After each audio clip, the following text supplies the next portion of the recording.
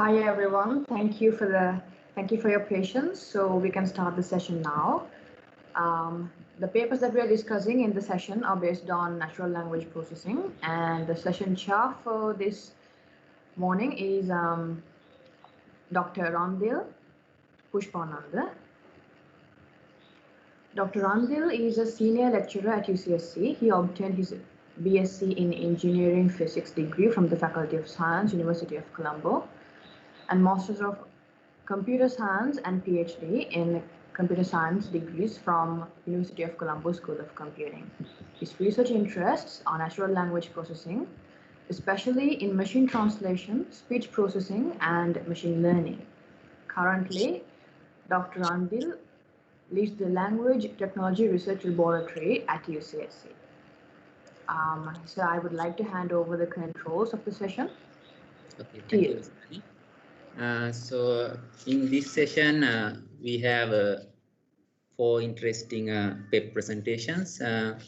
So first of all, we have actually we have changed the schedule a bit. First, Mr. Wahisan Vijayaratnam will present this work, and so the title of that presentation is a simplified approach for predicting emotions of multi-turn textual utterances. That is paper ID 14. So Mr. Wahisan is a student at the Department of Computer Science and Engineering, University of Moratuwa. So we'll first listen to his video, right? So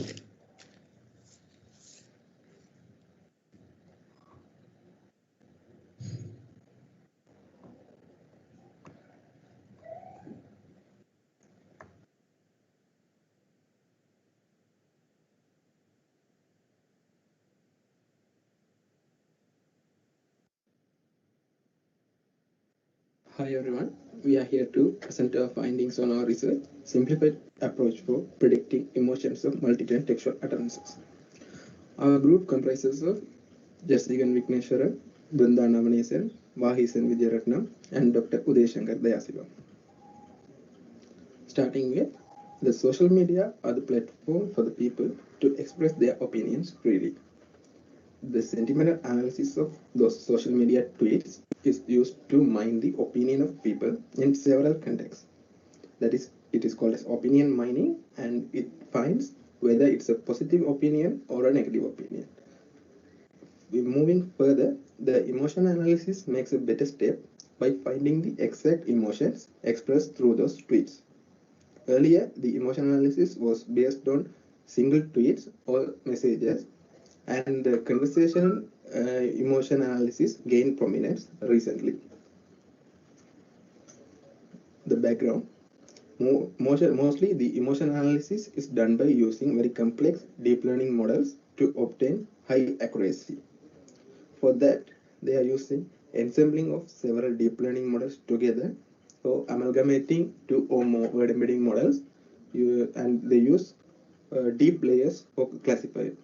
These are all very complex, and they require high performance resources and takes considerably large amount of time.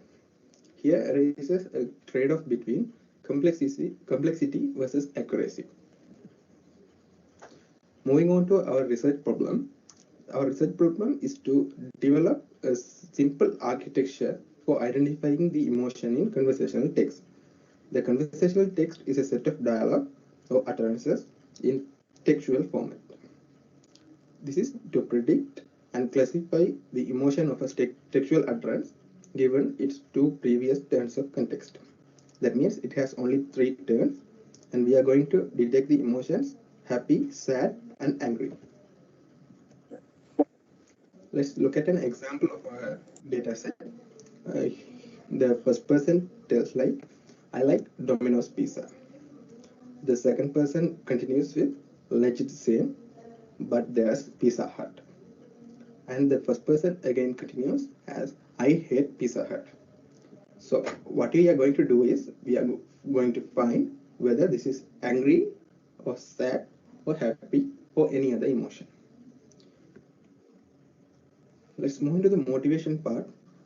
The existing models are very complex and they lack explainability. Further, the simple baseline models with best prediction are not present or not available for us to refer. So, creating a referable model for multi-turn emotion analysis would be a great thing. As Occam's razor says, the simplest and most direct solution should be always preferred. So we are looking for the simplest solution to find the emotions of conversational text. Looking at the applications, we can prevent missending of messages in multi-tap texting. That's we used to text multiple people at a time, and each conversations may have different emotions. So if we are sending a message to some other person mistakenly, we can find it and prevent it. Next one is the government can use this to create public policy. So the government can find what people think about this and make the exact decisions. The next application is the healthcare professionals and counseling agencies can use this emotion analysis in their work to do the work more easily, because they can find what will be the emotion output in specific scenarios and act accordingly. Further, we can use this for cognitive computing, where smart homes and chatbots obviously need emotional intelligence. Then we can use this to find the thoughts of people on the products of several companies. So the product companies can use to find what people think about their product as well as their competitors' product and make their products accordingly. So moving on to the objective, the main objective of our research is to find a simple approach for emotion analysis of conversational text. For that, we have to identify the best suitable embedding model for emotional analysis of conversational text. Also, to find the best trade-off between complexity of the model and its accuracy using a simplified approach. The final objective is to quantify its impact using benchmark provided in EMO context. That's a competition conducted by Microsoft Codal Lab. Actually, the project is inspired from that competition. So we are going to quantify our impact using that benchmark.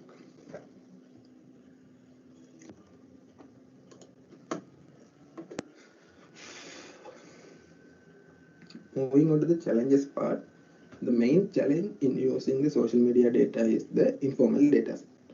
So as you can see, there may be spelling mistakes. There may be shortened forms. So for example, SRY is used as sorry, WHT is used as what, and for 4 we use the digit 4.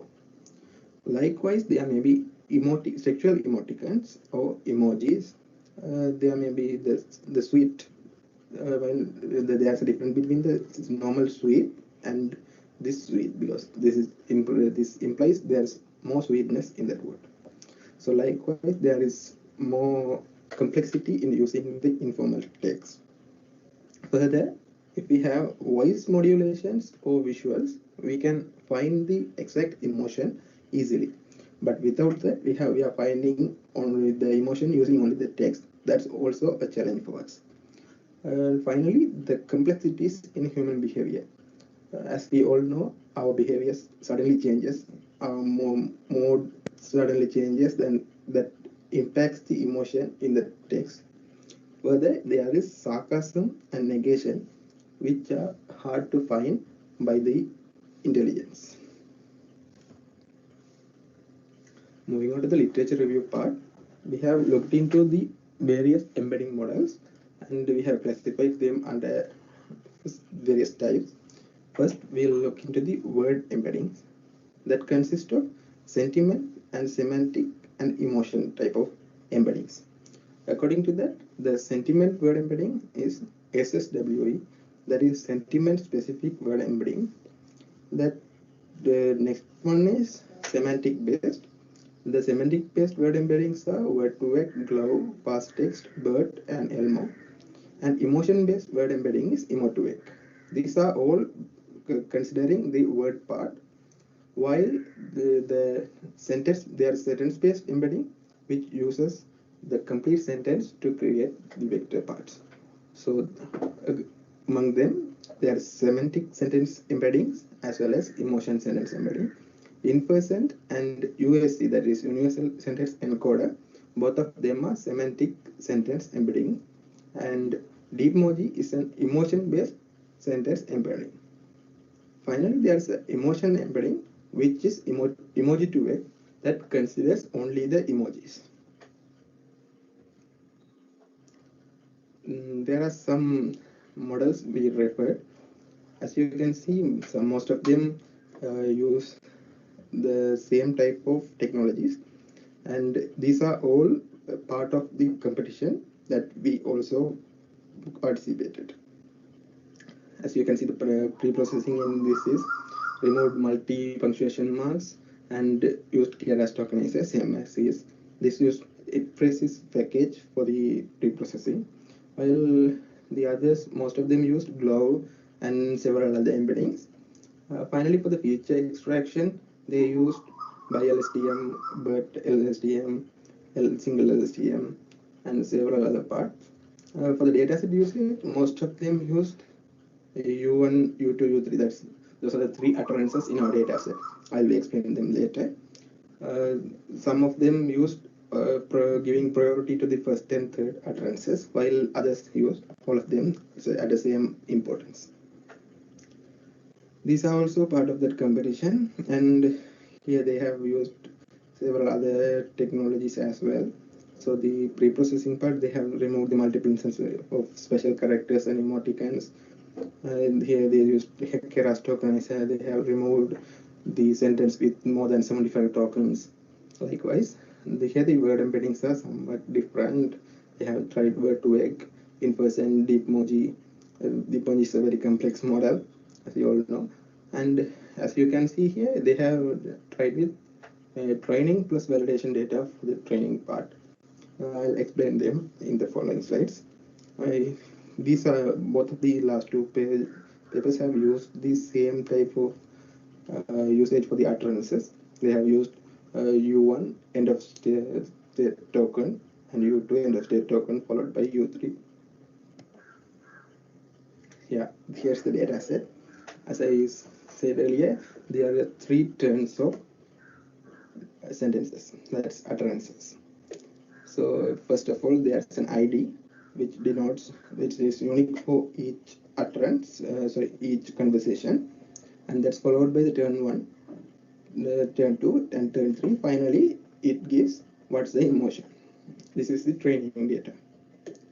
For the test data, we have only these 4 columns, and we have to find the emotion. This is the distribution, as you can see. For the methodology part, our methodology consists of 4 main parts as pre-processing, word embedding, feature extraction, and classification. For the pre-processing part, we have tried out several approaches, and we have find the best suited things. For that, we have used synonyms, stop words, repeated emoji, repeated punctuation, lemmatization, stemming, abbreviations, so keras tokenizer, NLTK tokenizer, and lowercasing. Here we have found that removing repeated emojis and removing repeated punctuation gives us better solution. Also, using the NLTK tokenizer provides the best output. For the word embedding part, we have tried word level embeddings such as GLOW and fast text, contextual embeddings such as context2vec, BERT, universal sentence encoder, both of the DAN and transform parts, and emoji related word embeddings such as Deepmoji and emoji2vec. Among all of them, we have got the best output for the fast text. The feature extraction part used LSTM by LSTM, LSTM CNN combination, CNN LSTM, GRU CNN, CNN GRU, by LSTM CNN, and CNN by LSTM combination. Also including attention mechanism also we have tried. Among all of them, we have got the best output for CNN by LSTM model. For the classification, we have gone with feed-forward neural network. As I said, you can see the three utterances are fed to the embedding layer, which creates vectors and feed that to the feature extractor, that is CNN, and that's feed into the by LSTM, and finally that's passed through the dense layer.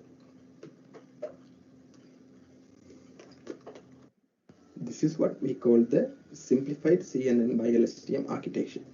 That's with fast text Twitter word embedding. Here the simplification means we use only one word embedding model, that is fast text, and the model is not complex. As you can see, that's just the sequentially connected CNN by LSTM, and we are able to explain this model, and there is no need for any large memory to train the model, and it's completely very quick. As I said, we have quantified our output in the Coda Lab competition, the Emo Context competition rank, and we have entered the top quarter of the leaderboard, where there were several research labs and universities. For the methodology in preprocessing, we have removed repeated punctuation marks, as you can see, and we have removed the repeated emojis as well. Further, we have used NLTK tokenizer for tokenization.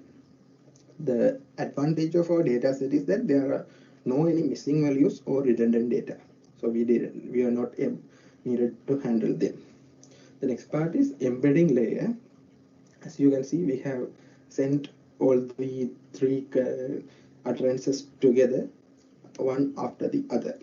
Then they are considered as words and fed to the fast text word embedding layer, which is pre-trained with 322 million Twitter data. It has 250 dimensions. Here we are comparing our model with one of the best performed model in the competition.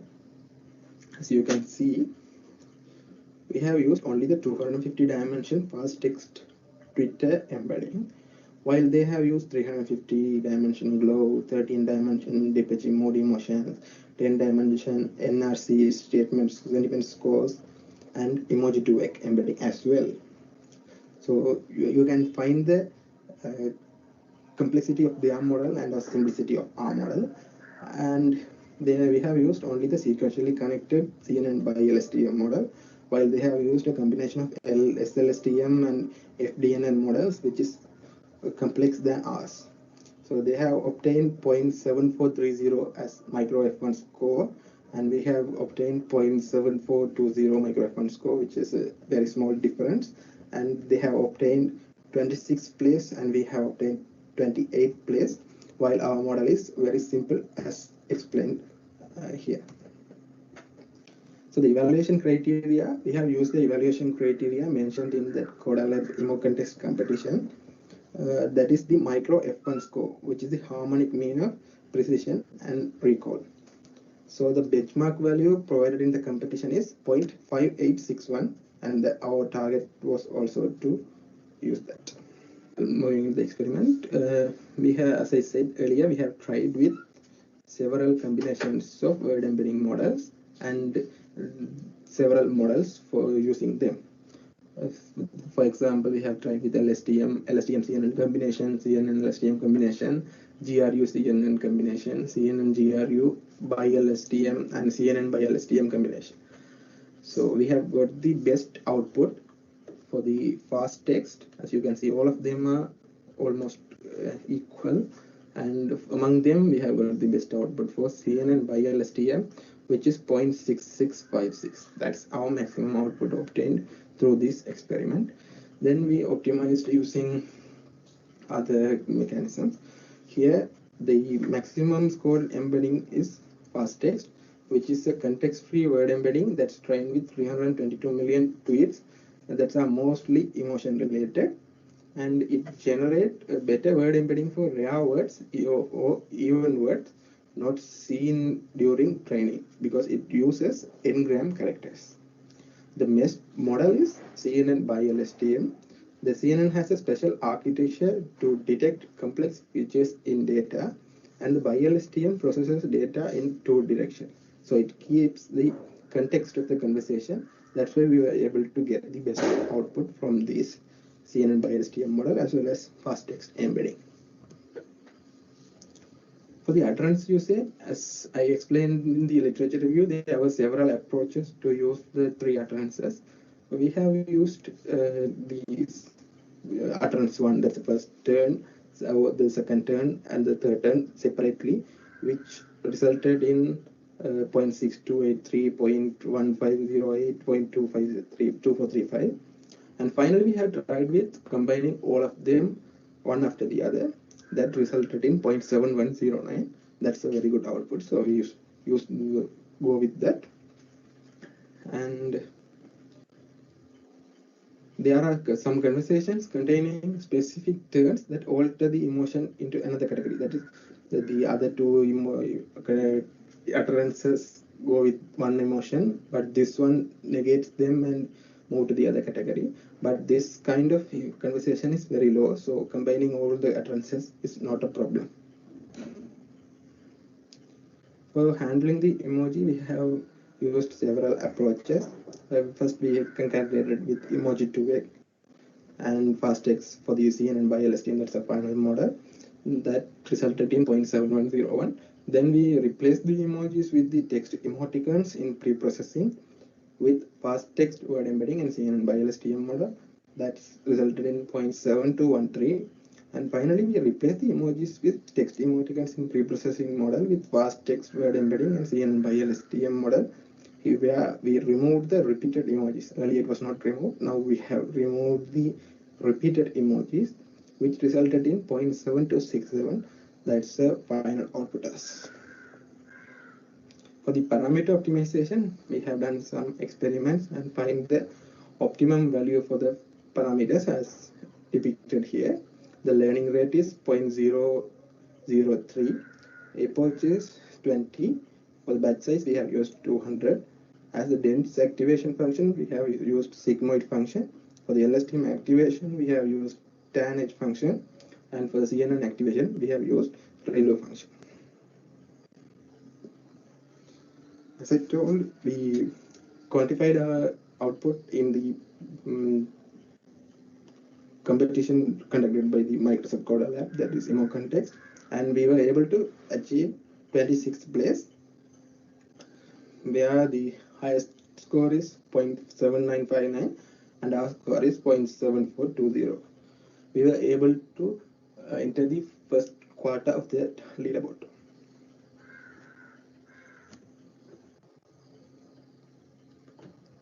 Let's look into the achievements.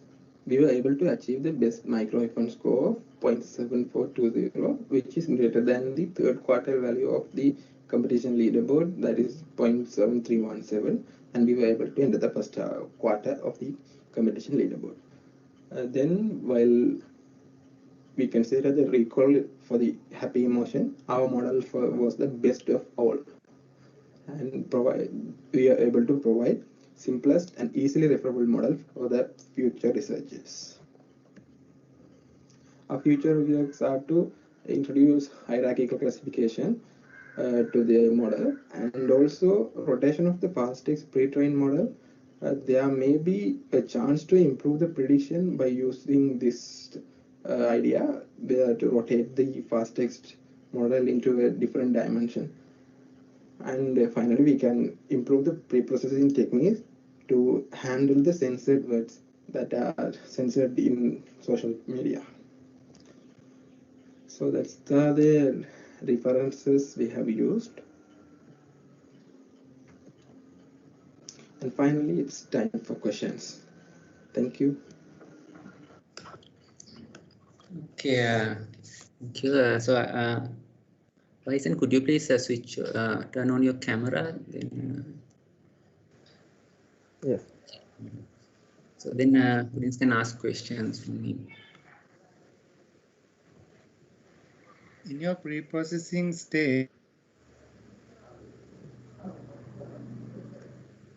Couldn't hear you.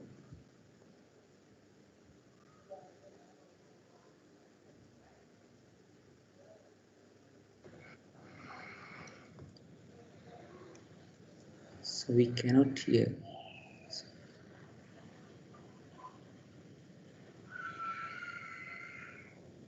So I think some technical issue. So anyone else, if you have any questions.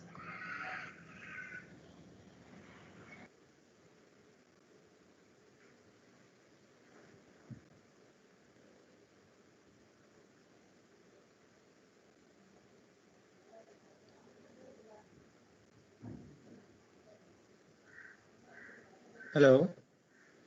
Yeah. Yeah. So I had some problem at the middle. You didn't hear my question, no? No. Now So I'm checking. Yeah.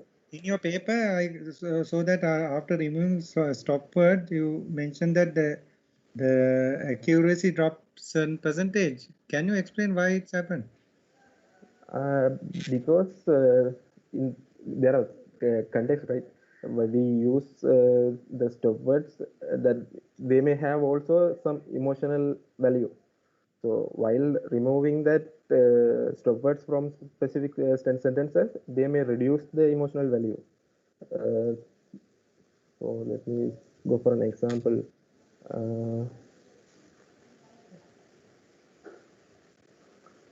Like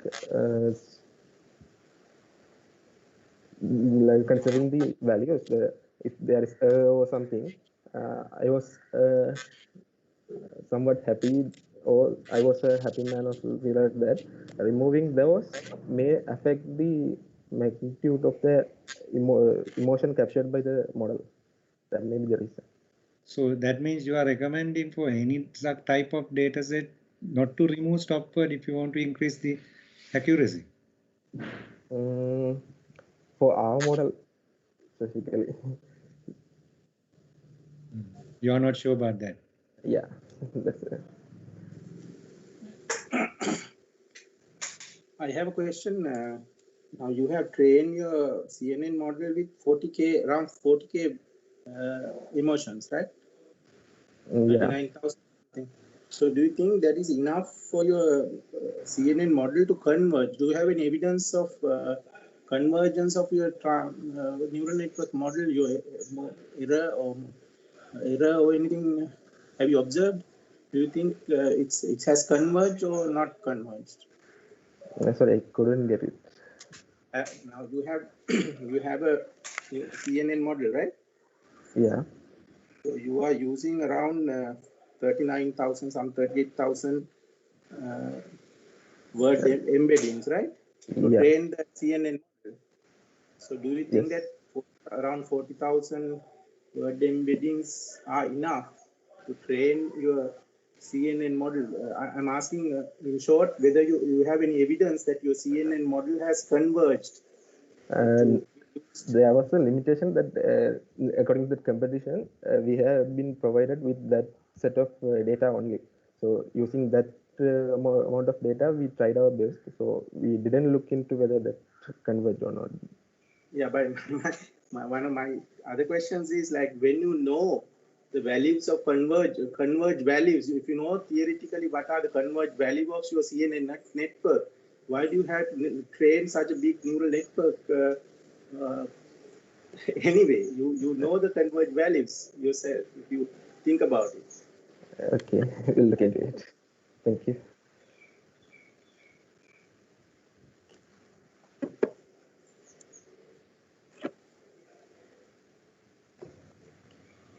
Any other questions?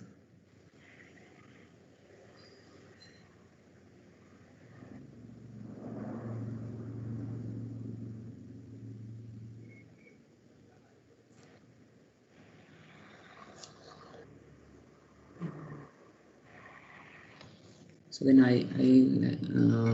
so again in your research you have mentioned that you have identified 3 emotional classes, right? So, and in addition, there's another category called others. So then, did you try to identify whether you can find any other categories like that from the data set? We haven't tried that because, as I said, we were in that competition context. So according to them, the task was to find whether it's happy, sad, angry, or any other. So we haven't tried that. After that, in our future more work, we'll try that as well. Okay.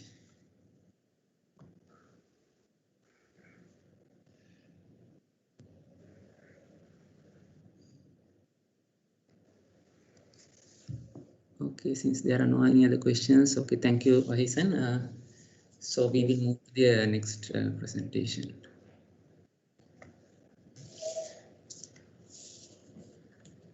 Okay, so next presentation is the paper ID 93. So the title is Machine Learning Approach for the Detection of Hate Speech in Sinhala Unicode Text. So this paper is going to be presented by Mr. Mahesh Samarasinghe. He is a student. He is following a special degree in computer science at University of Sri Jagadhanapura. So yes, so we can start his presentation.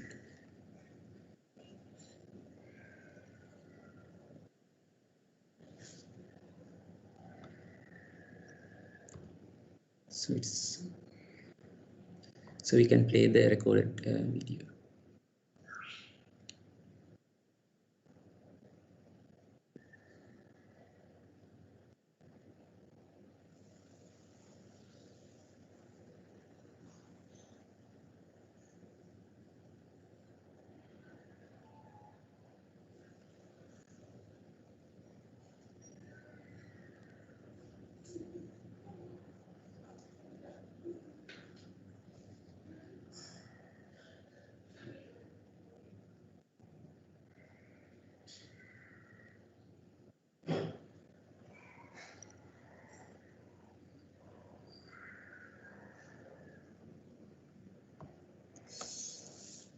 I think some technical issues, so we'll wait a few moments.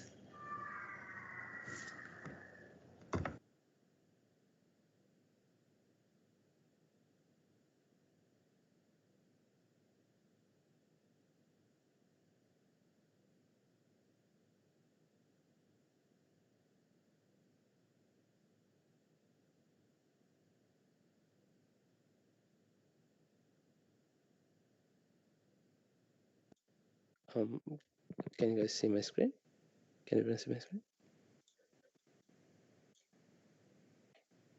Hello? Yes, can. Yes, we can see.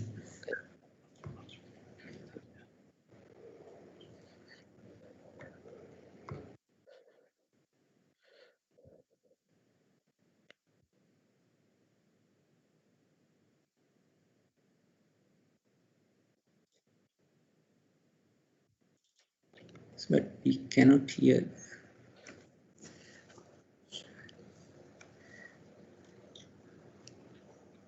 Just let me check.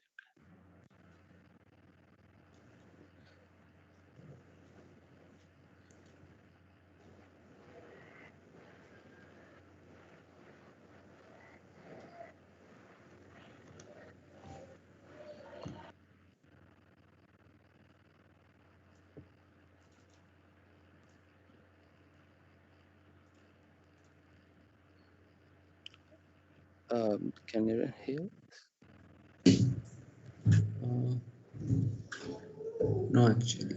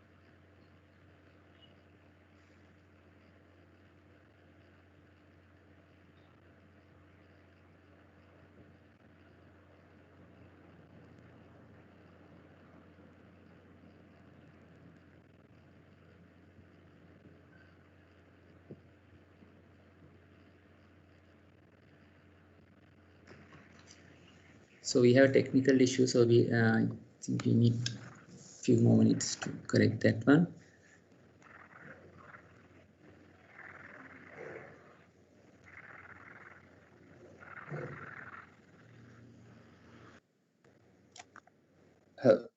Is it possible to hear my videos audio? No. Mahesh, you need to stop sharing this video. Then when you start, and then try to start the video again, sharing again. When you click the share button, there is a in the top there is a icon to enable audio, computer audio. Click that one.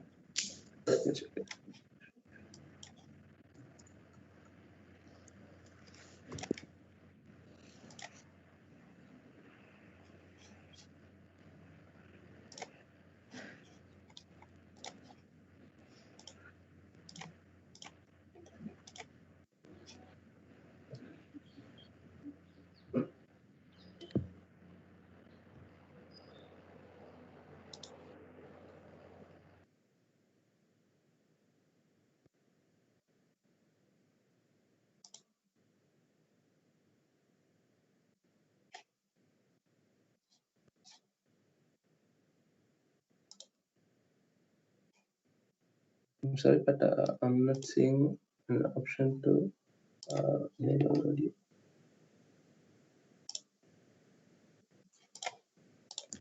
It is when you click the share content button, and when you click that in the top side of the left corner, there is a button called include computer. You need to check that. I don't have that here. Okay, give me a few seconds.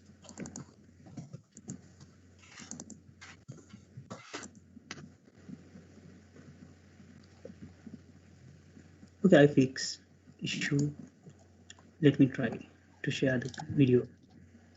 Thank you very much. Welcome, dear lecturers. This would be the final presentation of my final year research conducted on the topic Machine Learning Approach for the Detection of Hate Speech in Sinhala Text. Sri Lanka, as a country, has been suffering from problems caused by hate speech in online medias for several years. Main barrier to solve these problems is due to the massive amount of content generated each and every day, and therefore it has been a really hard task to detect this hate speech produced in these online medias. Therefore, a need for an automatic hate speech detection system has arisen. Therefore, I made this my research problem to implement a system which can detect hate speech written in single text with or without profanity words, even though sometimes letters might be altered with symbols. I made the primary objective of my research to implement a system to detect hate speech using machine learning approach, and as a secondary objective, I decided to predict hate level in a given text corpus where the text corpus is already classified as hateful.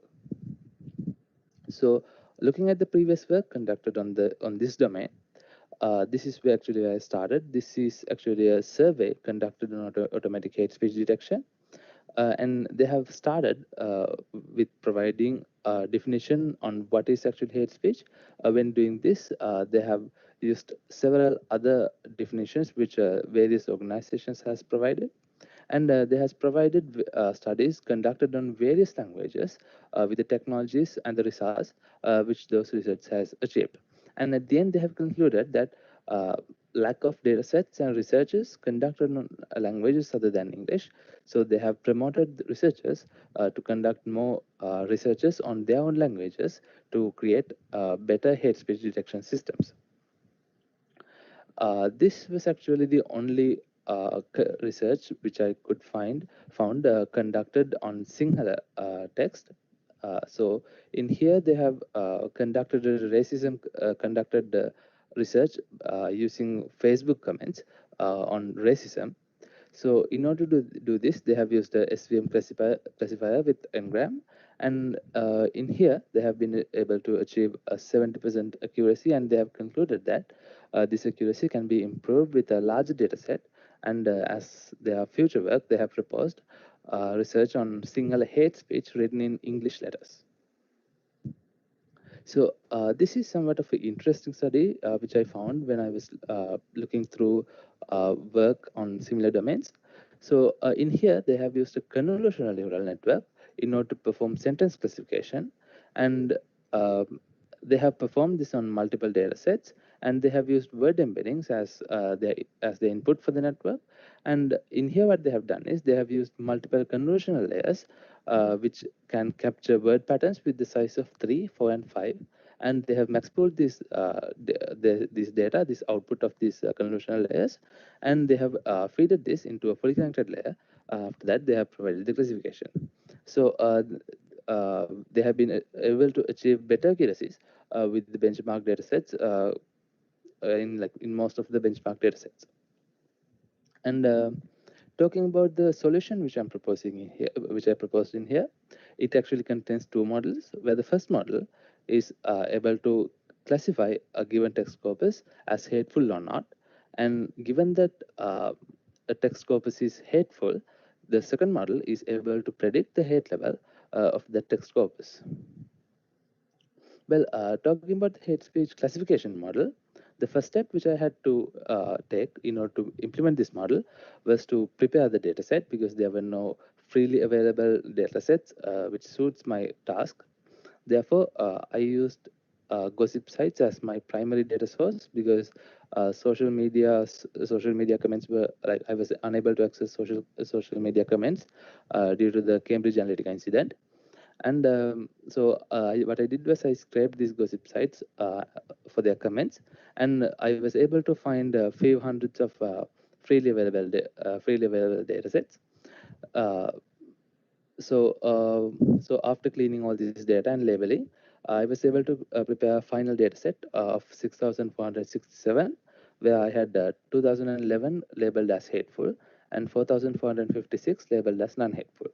So as I showed you in the previous study, I used the convolutional neural network in order to perform this classification based on the research convolutional neural networks for sentence classification.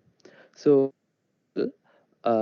I used an embedding layer with 128 dimensions, and as for inputs, there was a pre-trained word embedding provided by FastText, which is actually a Facebook-funded organization. They have provided a pre-trained word embedding with over 800,000 words for Sinhala. So I used this word embedding for my inputs, and I used 4 convolutional layers to capture dependencies of words with size of 1, 2, 3, and 4 words. So with this model, I was able to achieve an accuracy of 83%. Then in here you can see the results which have been able, like some of the results which I have been able to achieve with this, some of the text which this model was able to classify. So in here you can see that there are some comments, even though they does not contain any profanity words, still they are classified as hateful. Talking about the hate level prediction model, in order to do this, the first task which I had to do was defining these hate levels. So in order to define these hate levels, I used a definition provided by an organization called Article 19, which is a UN-funded organization where their primary focus is to conduct researches on detecting these hate speech related issues and providing solutions for those questions, for those problems. So the 4 hate levels, which they, according to Article 19, is the first level is where where they call it as raising concerns in terms of intolerance, or they call it as lawful hate speech, where we actually have to protect it. Then the second level is hate speech, which is prohibited because either it's prohibited by law, or it's or due to respect for others' rights, or it must be necessary in a democratic society. And the third level would be which constitutes incitement to discrimination, hostility, or violence. Any idea which promote racial hatred or justify such ideas. And the fourth level would be direct, and the fourth level and the highest level would be direct and public incitement to genocide. So after defining these 4 height levels, then next I label the data which I had under these classes. So for the first class, I had 623 data. For the second class, I had 1078. And for the third class, I had 294. And for the fourth class, I had only 16 data points. So in order to train this model, I used the previous model's architecture since it performed pretty good. And in here also it performed well, but since the data set was not evenly distributed, actually it was more biased towards the first and the second classes. Therefore, after training this model, I was able to achieve a validation accuracy of only 62% and a validation loss of 0.8.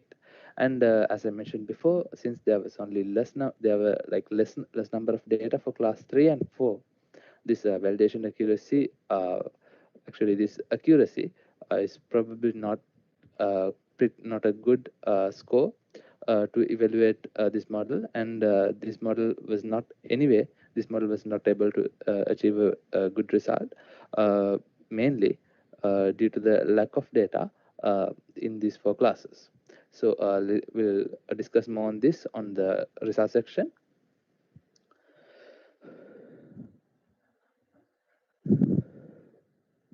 After implementing these 2 models, in order to evaluate this, I chose SVM method as the benchmark method because SVM method has been a very popular choice among the researchers who have conducted research in the same domain, and they have been able to achieve really good results using the SVM method. Therefore, in order to use SVM method, I need to find out the best parameters for my data set with the SVM method. So in order to do this, I used the grid search method, and grid search method in a range of values. So after applying the grid search method, I found out that the best parameters for the data set which I collected was as the preprocessing method, the count vectorizer, and kernel as linear, and C value as 0.125. So after applying these values to SVM method, I compared the results which was achieved by SVM method with the 2 models which I created. When it comes to the results of this research, first of all, let me discuss a little bit on the data sets which I collected. So when talking about the data set which I used for the hate speech classification model, in there we had a data set of more than 6,000 data, and from out of those data, 30% was labeled as hate, and around 70% was labeled as non-hate. And due to this, since this data set was not evenly distributed among its classes, the accuracy score was a bit biased. So because of that, I have to consider other methods as well when evaluating this model. And when looking at the hate level classification data set, there were only like 211 data, and in this case also the data set is not evenly distributed among its classes. As you can see, the level 4 doesn't even have 1% of the data set, and where level 2 have over 50% of the data set, have 50% of the data set. So anyway, the results would be biased towards level 2. Therefore, accuracy will not anyway give a good evaluation regarding the model. So we will have to consider the methods as well. So we'll discuss it further. So when talking about the hate speech classifier, the accuracy comparison for hate speech classifier, in here, as you can see, convolutional neural network has achieved a better score compared to SVM method. Accuracy comparison is not probably the best way because of the distribution of the data set, but still convolutional neural network has achieved a better result around 83%, and SVM had a score around 78%. So CNN has achieved a better result in here. And when it comes to F1 score, now F1 score is not actually affected by the distribution of the data set. So as you can see, CNN has achieved a score of around 0.7, and SVM has only around like 0.58. So CNN again have a better F1 score than SVM. But in here, the other thing which you have to understand is we had an accuracy of 83% with CNN for this data set, but F1 score is around 0.7, which means our accuracy is actually impacted by the distribution of data set. So therefore, accuracy is not to be trusted in this case. So when looking at the ROC curve of these two methods of SVM and CNN, you can see CNN has a much better ROC curve when it's compared with SVM. So basically, AUC score comparison also would give a better result where it's calculating the area under that curve. So CNN again have a better result than SVM, and SVM have scored has not scored good in this case. So so in that case, we probably can conclude that convolutional neural network can actually has performed better under this data set for hate speech classifier. So looking at the results for hate level classifier, when it comes to the accuracy comparison, the CNN and the SVM method both does not have performed very well, and both of them has score around 60%, and SVM has performed little bit better than CNN, but nothing like significant.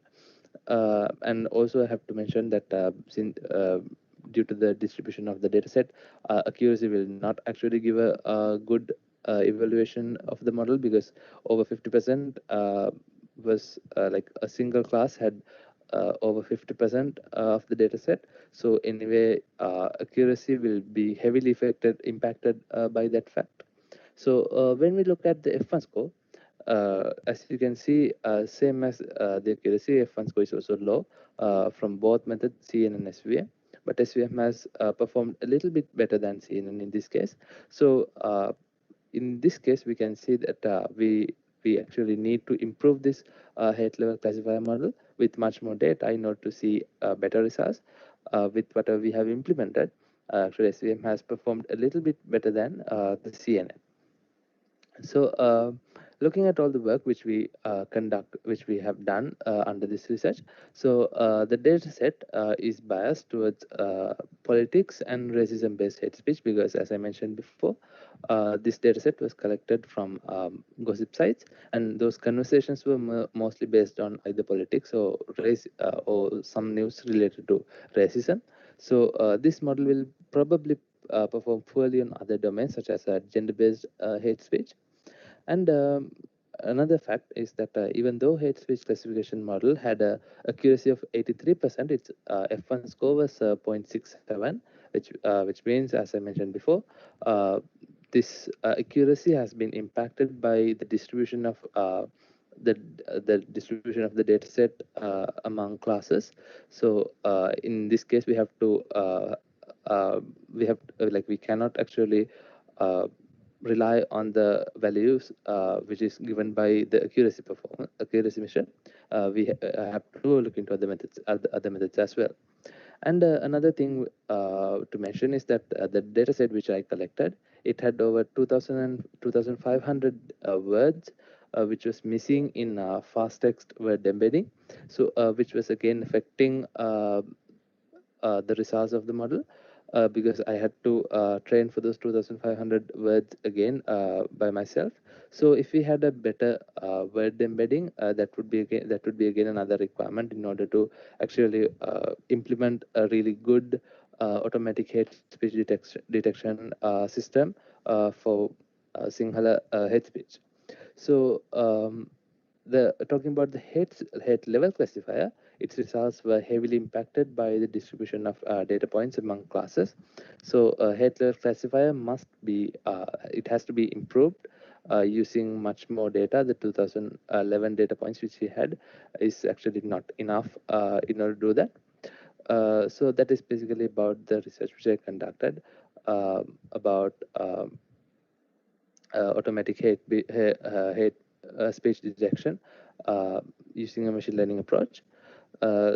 So we can conclude that convolutional neural network can actually perform really good in this case when it comes when comparing to the other popular methods.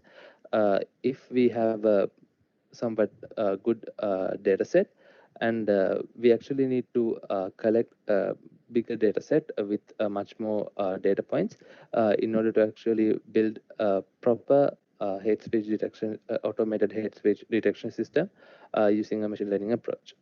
So these are some of the references which I used in my presentation. Yes, thank you.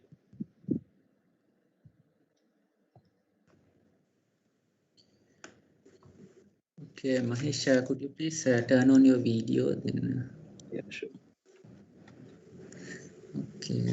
So I have one question. So that is so you have mentioned that you have removed the comments that were written in English language, right? Yes. And then what about did you remove the comments that were written in English? That is means in English characters. So Yes, yeah. Like in this context, I only use the comments which is like written in Sinhala Unicode text, not Singlish, like what we call Singlish. Try to convert those things to the singular characters and then use that as a data set for them. Yes, I actually didn't consider that, but yeah, I believe like I could have done that. Yes. Okay, any others? I have a question. Yes. Yes. Rohan, I have a question. In STM, have you used this word embedding itself as your input for the speech? Yes, sir. Yes, sir. And yeah, okay. Then other thing is on CNN. Now, like looking at the degrees of freedom you have at the input, like how many is the length of your vector, embedding vector? 300 or 300? Yes, sir. It was around. I can't exactly remember the number, but it was around 300. So if you look at, you can realize the degrees of freedom you have in your input space. So you are only having 2,500 data points. So do you think how much do you think the data you need to converge a CNN with such a vast degrees of freedom input? So I believe like with the results which I got with the dataset which I have, I believe I would probably need at least a data set of like let's say 50,000 comments at least, so that I can get somewhat good result. Yes, all this CNN work, not only this word embeddings and natural language processing, even other image processing, all other areas where they use CNN, they have this limit hit around 80%, 83% accuracy. So I was wondering whether you also hitting that limit. Good to see. I have the same question that I asked earlier with the earlier presentation, because very similar work. So whether if you know the word values of your CNN, you can think of those values. Why do you bother training this? You can use them straight away if you like. I think you should think about it. Thank you. Yeah, thank you. Hello, can you hear me? Yes. Okay. So as a suggestion, I can tell you like so in your future work you can apply like LSTM with the glove embedding model. So in your presentation you mentioned like so the embedding model you used. If you have a better one, then that'd be easy. So what I thought is it's better you can try with the glove. Or like BERT is also nowadays it's very trending. So BERT with LSTM model you can try that. If you can you say that like that bird, is it bird or bird? BERT, just B-E-R-T, BERT. Yeah, thank you. I was just taking notes. Yeah. All right. Okay, great. Okay, good luck. Thank you.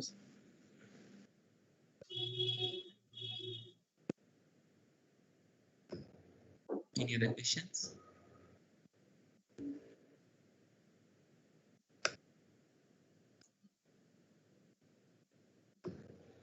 So you mentioned about this another channel used with the post tagging can improve that one as a future work. Can you explain how you're going to do this one?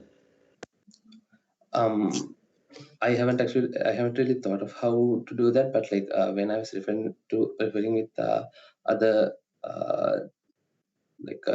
similar work done on other languages, I actually saw this where they have improved a lot using clustering system. So I thought maybe it would be possible to use that as well in this case, but I have not actually given a thought on like how to actually implement it in here.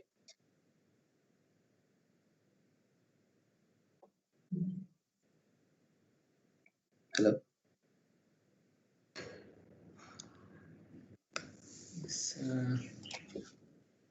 Any questions from the audience?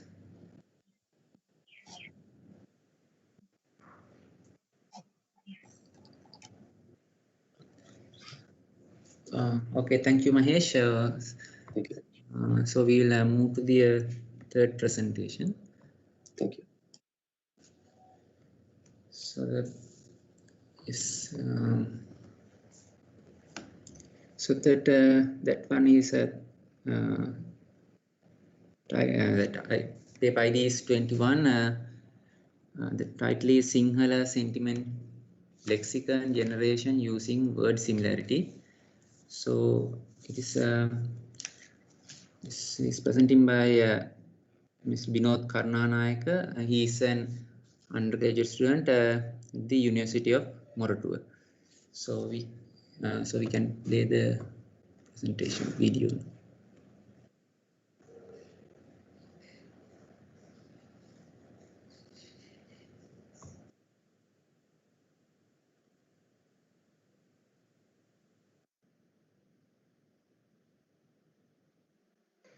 Welcome everyone.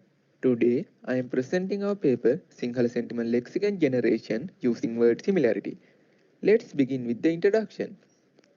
What is a sentiment lexicon? Sentiment lexicon is a dictionary which contains words or phrases along with their sentiment values.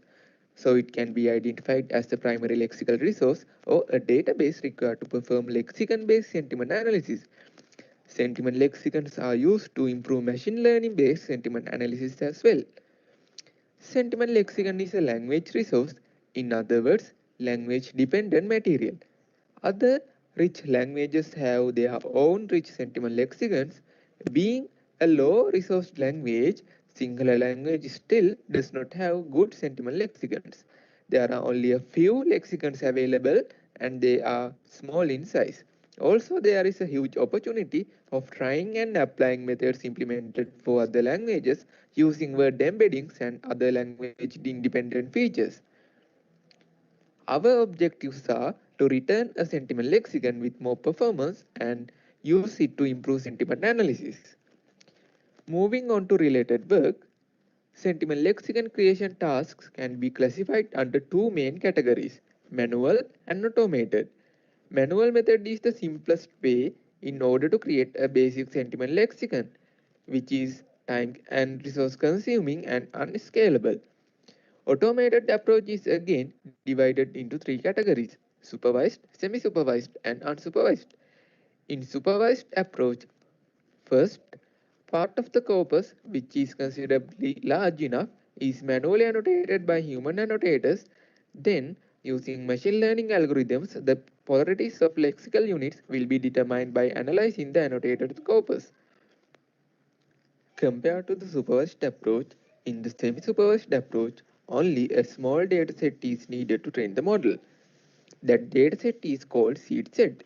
Then the seed set is expanded using different techniques, so it is used to propagate sentiment scores. There are several methods to create a good seed set as listed here. In previous works, only a few steps are considered for creating seed sets. There are multiple ways to propagate the sentiment scores as shown here. Earlier, researchers used language-dependent features such as synonymy and conjunction rules. Then, they experimented with rules-based techniques such as PMI, subjective-objective PMI, and graph theory. Later, with the rapid development of machine learning, word embeddings, regression techniques, and neural networks are used for sentiment score propagation. However, Still, Sinhala language has few lexicons presented by Mathagod et al. And Chaturanga et al. The first lexicon is translation from English Sentiment Lexicon, Sentiword Net 3.0, while the second lexicon is created using language-dependent features like conjoined adjective pairs. These lexicons are small in size and have less performance. Let's now focus on our methodology. Among three approaches in the automated method, we chose the semi-supervised approach because of two main reasons. First one, there is no highly reliable and large enough properly annotated dataset, in other words, a good sentiment lexicon for Sinhala language yet to follow a supervised approach. Second reason, lexicon translation from other languages is not suitable due to lack of scalability and morphological differences. We chose the corpus given by Lienage, which has been generated using the extracted news comments for news articles from the online newspaper Lankadeep. The news comments were selected from a wide variety of categories including politics, sports, crime, economy, society and culture. As new comments are thoughts or reactions of the people, they consist of more subjective information rather than in general text. This dataset was used for two purposes: training word embedding models and creating seed set and test set. Though several word embedding models for Sinhala language are available, we trained our own word embedding models using word-to-vec and fast text techniques.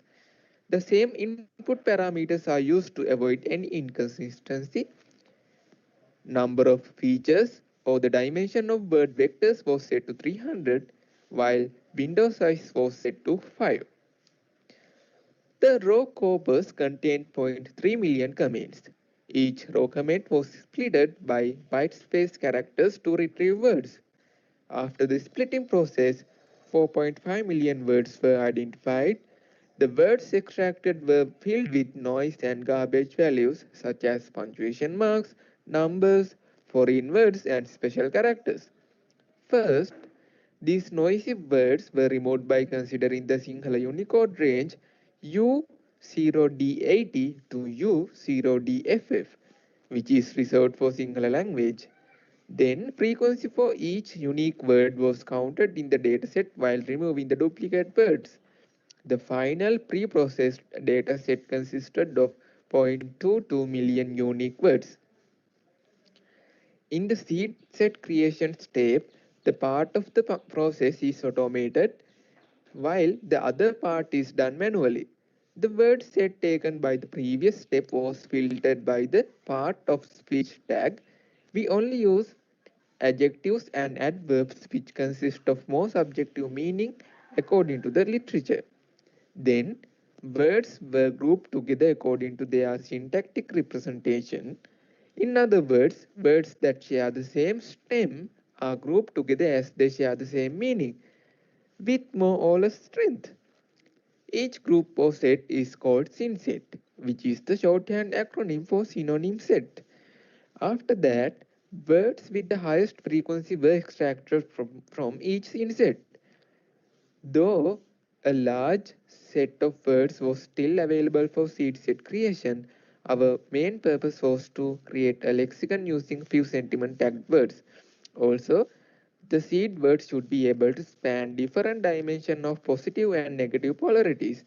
Because of that, the word set was reduced to the frequently used words which have a frequency greater than the average frequency of the corpus, which was 20.9. The resultant set consisted of 987 words.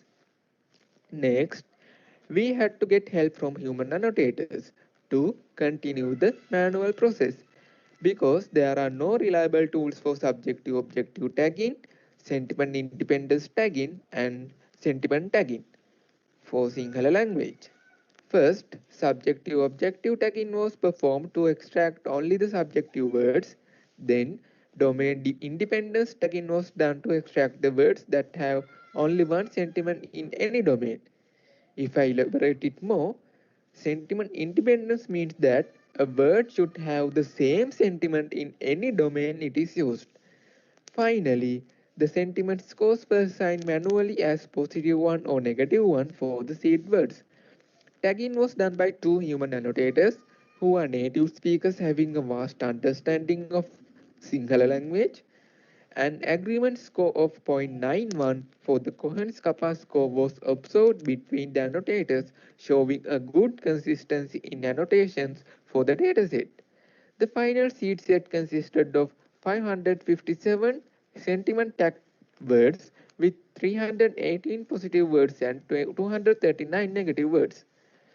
In the sentiment score propagation process, we need 3 resources to move on: word embedding model and seed set as described above, and also a test set.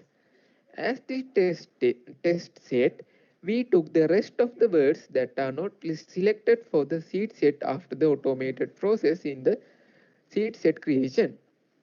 Having the 3 resources, we used the following 3 equations to determine the sentiment of the words. Given a word as a text value, the sentiment or the polarity of the word is given by equation 1.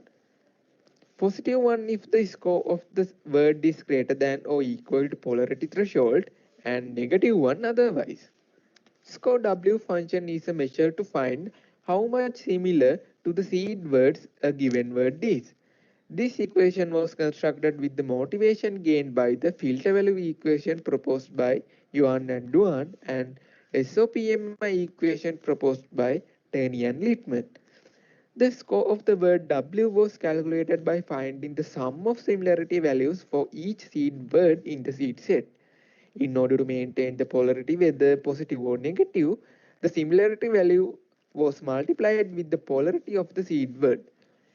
N is the total number of seed words in the seed set, while Wi is the ith seed word.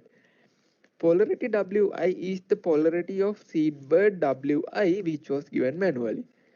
Similarity between word W1 and word W2 is a piecewise function, where if the cosine distance between word vector of W1 and word vector W2 is equal or greater than the threshold similarity, the similarity will be the cosine distance and 0 otherwise, as in equation 3. The equation was built with the idea inspired by Akundas and Devan. They suggest that rather than taking the vector distance directly, taking the vector distances that are greater than a threshold has improved the results. This is a graphical overview of our model. The corpus is used for 2 tasks: seed set creation and training word embeddings. Then, taking the seed set, word embeddings and test set as inputs, this process calculates the total cosine similarity between seed set and a given word to determine the polarity. The sentiment tag word set is used to find the polarity of related words in seed sets as well. When it comes to evaluation, the performance of the lexicon depends on several factors in our methodology. Those are filtering processes, total number of words in that seed set, word embedding models, threshold values. To decide the number of words in the seed set and the suitable word embedding, the following experiment took place. The macro average F1 score was measured against the number of seed words for both WordTwig and FastText word embedding models. As shown in the graph, for small seed sets which have 2 to 50 words, both models performed similarly. But when the seed set size become larger, F1 score of the FastText model was increased and stabilized, while F1 score of the WordTwig model was decreased drastically. It can be concluded that FastText model enhanced the performance due to its ability to interpret the morphology of words. To proceed, we chose the seed set size as 358, which gave the highest F1 score. The next task was to determine the threshold values. For the previous task, both threshold similarity and threshold polarity values were taken as 0. In this experiment, we trained the model for each threshold value pair. The scale on the right side depicts the F1 score, where yellow represents the highest scores.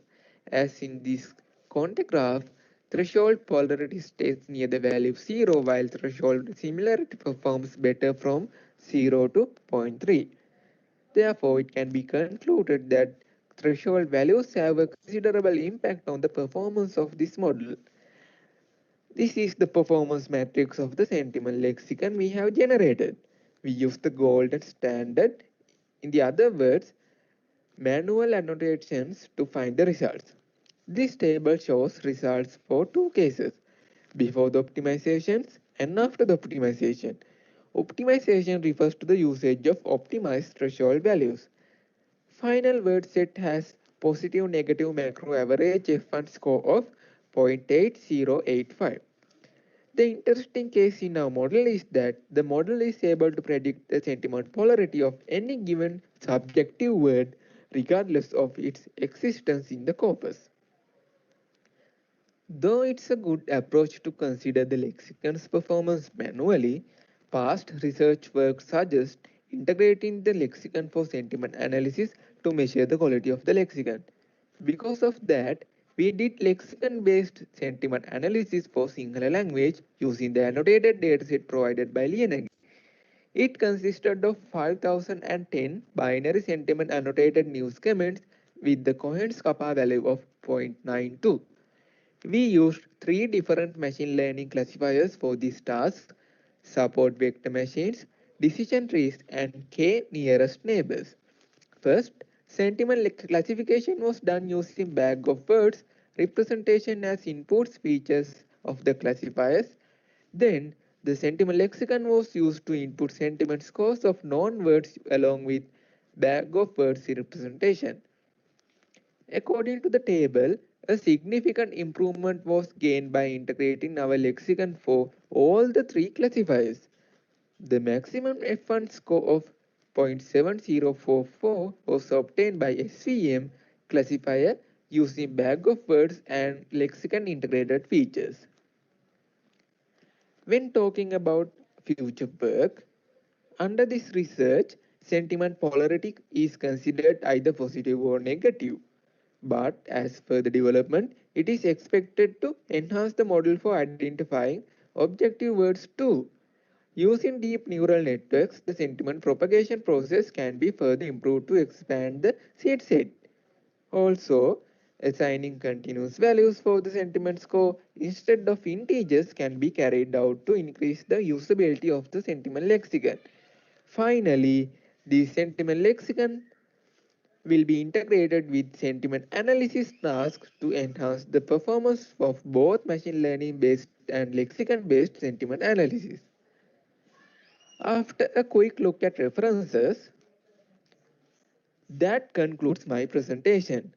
Thank you very much for listening. Okay, Vinod, could you please switch on your video?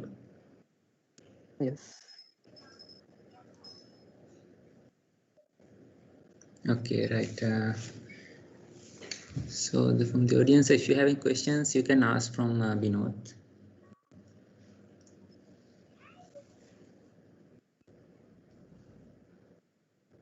Any questions from the audience?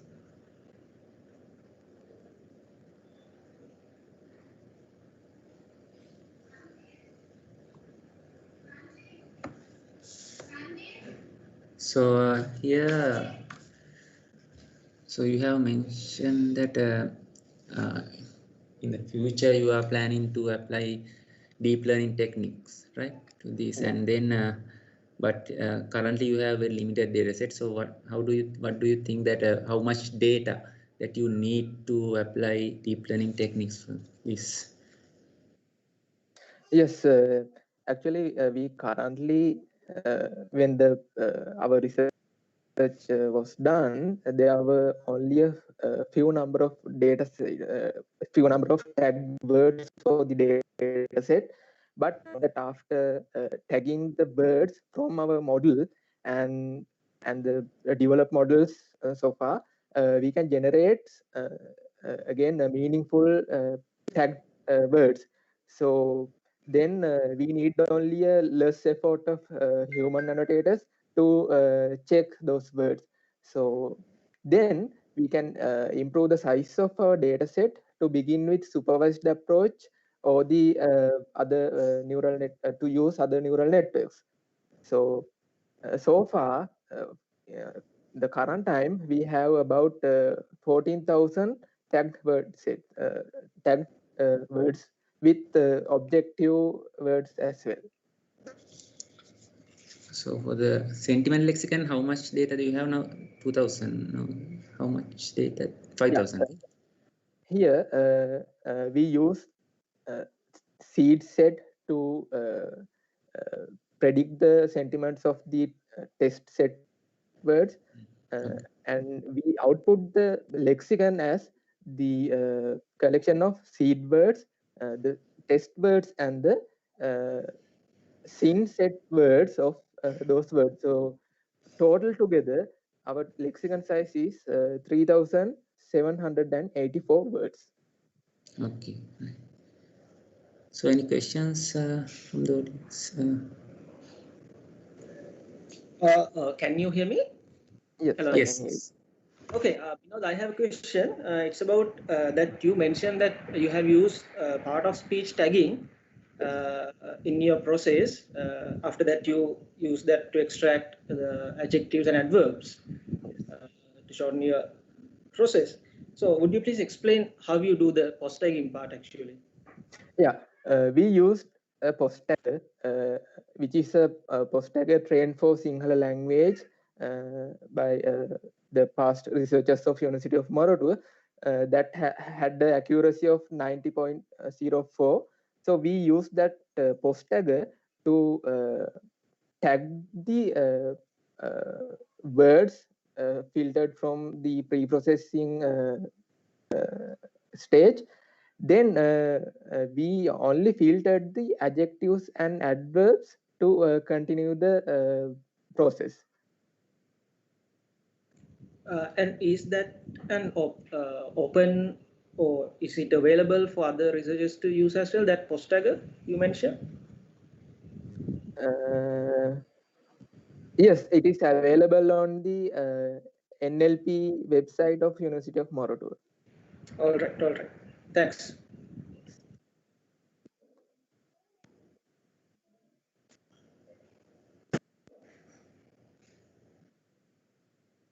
Any other question?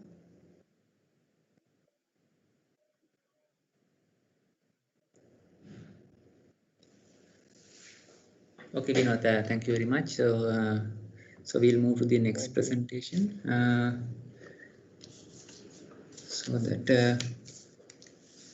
is paper ID 71. So the title of that presentation is Customer Profile Generation and Textual Behavior Analysis on Twitter Data. So this is presented by Mr. CMW Arachi.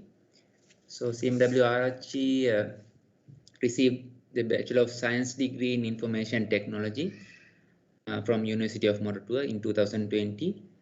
So he is currently working as a software engineer. So I think CMWRH is, I think, logging to this right session.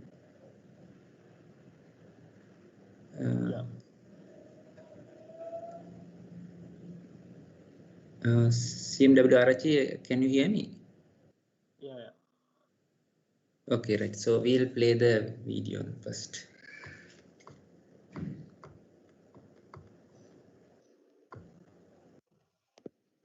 Hello everyone, I'm ICTer, presenting our paper Customer Profile Generation and Textual Behavior Analysis on Twitter Data on behalf of our team. Introduction. Providing customer support service through social media is very famous topic in these days. Twitter is one of major platforms to provide customer support service. Most of the time, these services are provided under manual process. Data processing, storing, analyzing are not easy tasks to do with the manual process. We are proposing an automated system to overcome the issues of the manual support service. We are focusing on developing an automated system to enhance the support service by providing a personalized service. Let me explain how the current process is working. These two are famous Twitter accounts that provide support service on Twitter platform. This is Uber support account and the other one is Apple support account. This is a sample question the customer asks from the Uber support service.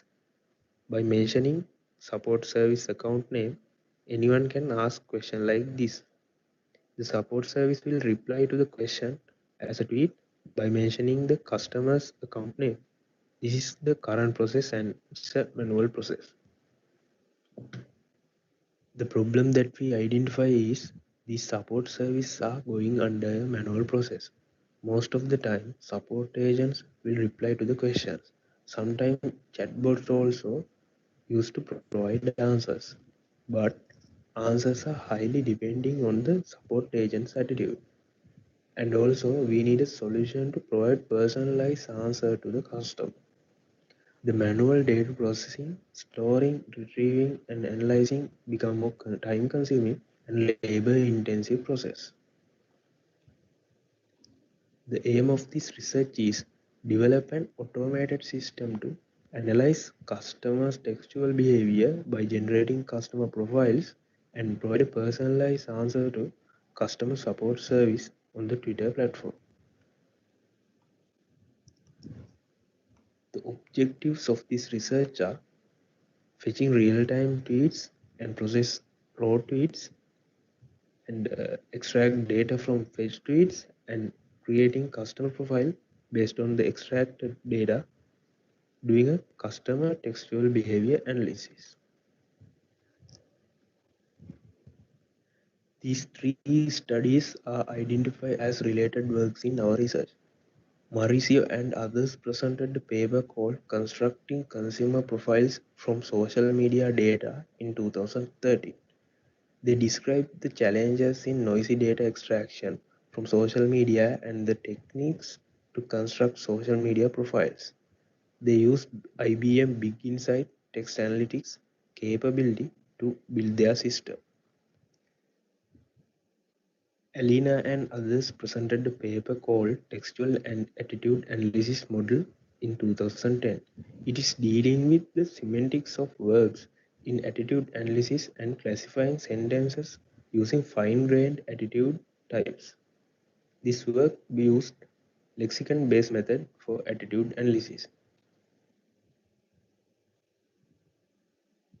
Volkova and others presented a paper called Mining User Interest to Predict Perceived Psychodemographic Traits on Twitter in 2016. They focused on the relation between user interest using the Twitter accounts they followed and understood the psychodemographic traits. Our approach will discuss under a few sections. These are Twitter API handler, extracting demographic details, dataset, model training, attitude classifier, profile manager API. As earlier I mentioned, there are many service providers use Twitter platform to give the support service. So we choose Uber support service to implement our system. This is the proposed system. I will explain the flow of this system. At the beginning, Uber customer asks question by mentioning the Uber support account. Then our Twitter API handler fetch the questions and send it to the profile manager API. Then the question sent to the preprocessing unit and identify demographic details from the demographic classifier. At the same time, we fetch the recently posted tweets of the customer and send it to the database. The attitude classifier will identify the attitude of the customers. Based on the results of each classifier, answer will generate in the answer extraction unit. In this research, we only focused on the customer profile generation and textual behavior analysis based on the classifiers.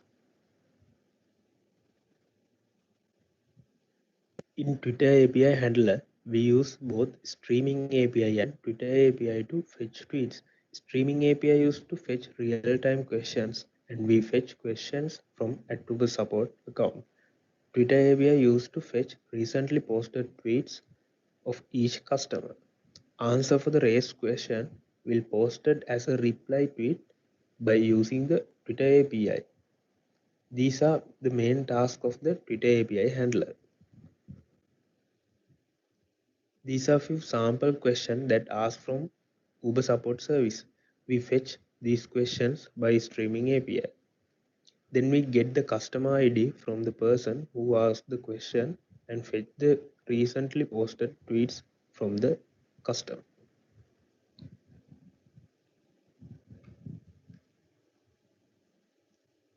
Using the fetch tweets, we can identify demographic details of customers such as gender, age, civil status, etc. In here, we mainly focus on basic demographic details of Uber customers. There can be have more hidden demographic details in the data. So advanced analysis can identify those hidden information, and we will discuss it under future works. Attitude classifier has the ability of predicting the textual attitude of a given text. Once we give a text as an input of the attitude classifier, it will return the most appropriate attitude category as the output. We use supervised learning method and train model used to identify attitude in here. Attitude categories are defined according to the appraisal theory. In here, we analyze customer attitudes under two approaches. First one is analyzing attitude based on the recently posted tweets. Second one is analyzing attitude based on the Uber support service. The confidence score is calculated for both approaches based on the probability of occurrence. Then we measure the overall attitude of a customer based on the outputs of these two approaches. Rule-based system has implemented to perform this classification. We use open source dataset from Kaggle website as our dataset and trained machine learning model. The dataset consists with 30,000 of trained data and 10,000 of test data. This dataset has labeled under 13 attitude categories. The content of the dataset is randomly collected raw tweets, and there was a class imbalance problem of dataset, and it has fixed by random oversampling and random undersampling method. In the model training, 3 machine learning algorithms has chosen to train our model. These are support vector classification, multinomial naive Bayes, chi-square.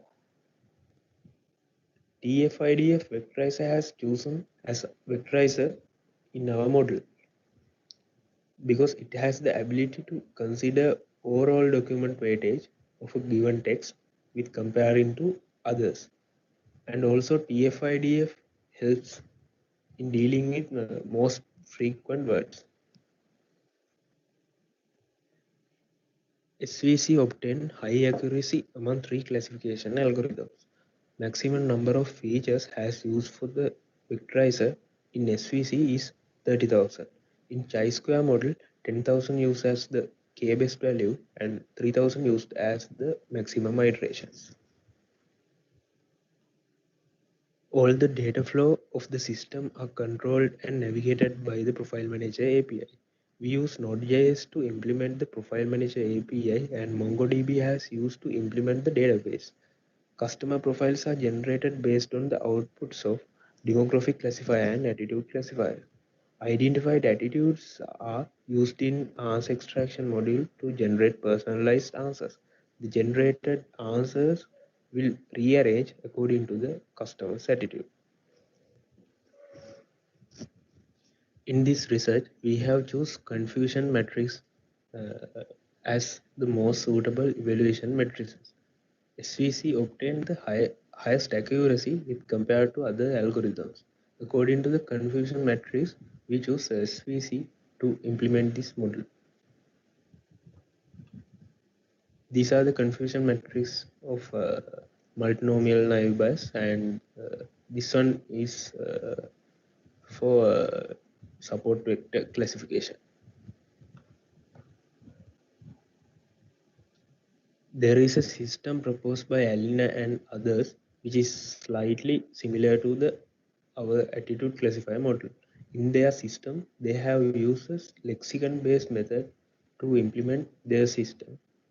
But in our system, we use supervised learning method to implement the system. So in both researches, we define our attitude categories based on the appraisal theory, and most of them are similar to ours. By comparing the result of these two systems, our system has achieved better results than other one. These are confusion metrics of the two systems.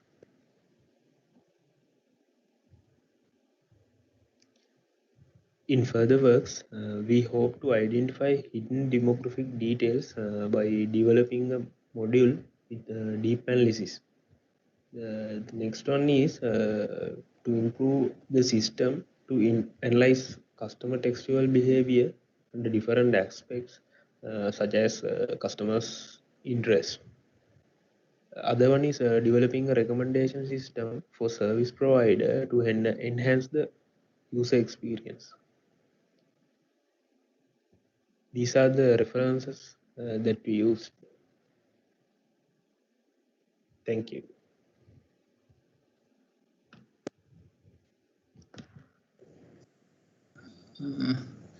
Okay, so CMWRH, could you please turn on your video?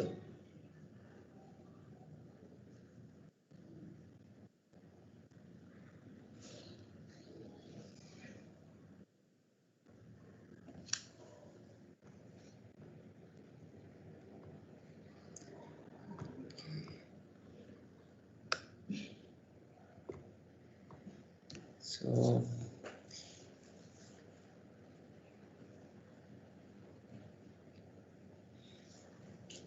my first question is, so you have mentioned that you have selected 3 machine learning algorithms, right? So how did you select them? Any reasons for that?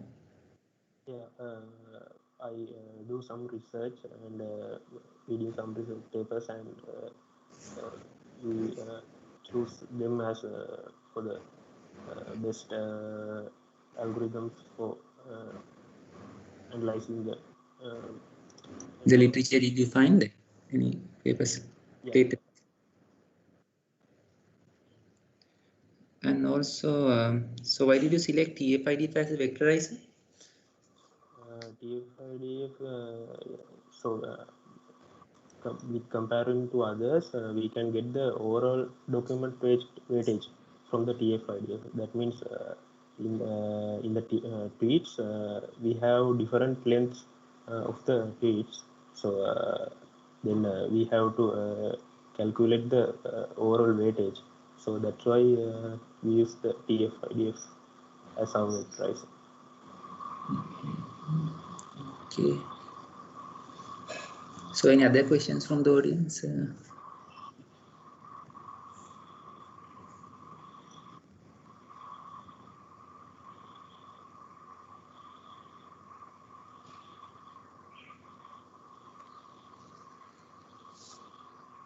Any questions?